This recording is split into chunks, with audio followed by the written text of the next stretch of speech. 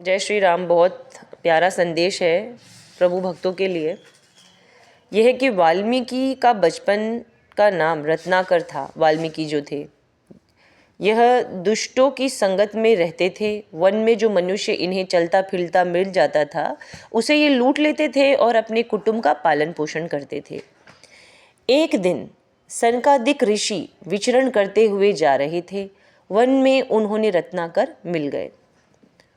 उसे मुनि को लूटना चाहा। मुनिवर कहने लगे कि हमें तुम यह बताओगे कि वन में जो धन लूटते हो इसका क्या करते हो। मुनिवर की बात सुनकर कहने लगा कि इसमें मैं अपने कुटुंब का पालन पोषण करता हूँ ऋषिवर। मुनि लोग इतनी बात सुनकर कहने लगे कि तुम घर जाकर अपने कुटुंब वालों से पूछकर आओ कि हम जो धन लूट कर लाते हैं और तुम सबको खिलाते हैं इसके पाप का भागी कौन होगा। जब तुम लौटकर यहाँ नहीं आओगे तब तक हम कहीं नहीं जाएंगे। रत्नाकर ने ऋषियों की बात पर विश्वास नहीं किया और वह समझ रहा था कि यह लोग मुझे घर भेजकर कहीं चले जाएंगे, अपने बचाव के लिए मुझे घर भेज रहे हैं।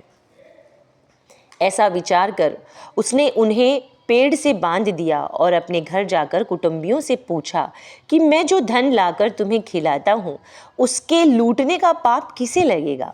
इतनी सुनकर कुटुंबियों ने कहा कि जो करता है सो भरता है, इसीलिए अपने पापों का फल तुम ही को भोगना होगा। कुटुंबियों की बात सुनकर रत्नाकर ऋषियों के पास आया और उन्हें पेड़ से खोलकर पैरों में गिरकर कहने लगा कि मैंने अब तक बहुत पाप किया है, अब आप मुझे इससे मुक्त होने का कोई यत्न बतावें।